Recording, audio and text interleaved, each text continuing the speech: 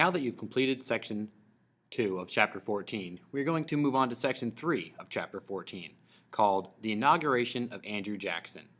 On March 4, 1829, more than 10,000 people from every state crowded into Washington, D.C.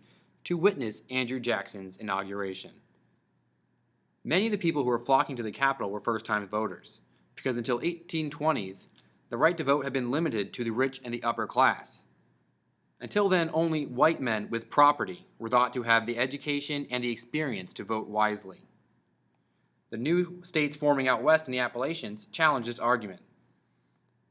Along the frontier, all men, rich, poor, educated, or not, shared the same opportunities and dangers. They believed they should also share the same rights to vote.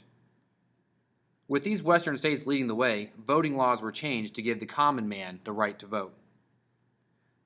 Jackson ran on this idea. He ran on the idea that promised to throw the rich out and return the government to the people.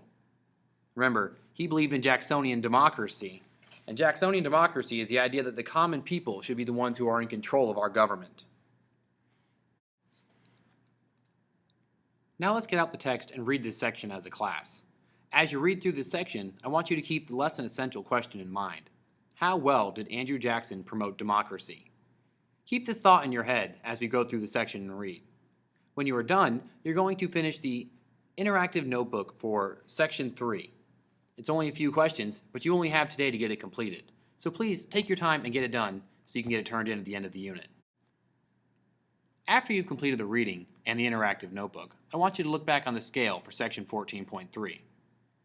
In order to get a score of 3 on the learning goal, it should be, I understand that Andrew Jackson created the new Democratic Party and he represented the common man and can explain how these views led to his election in 1828.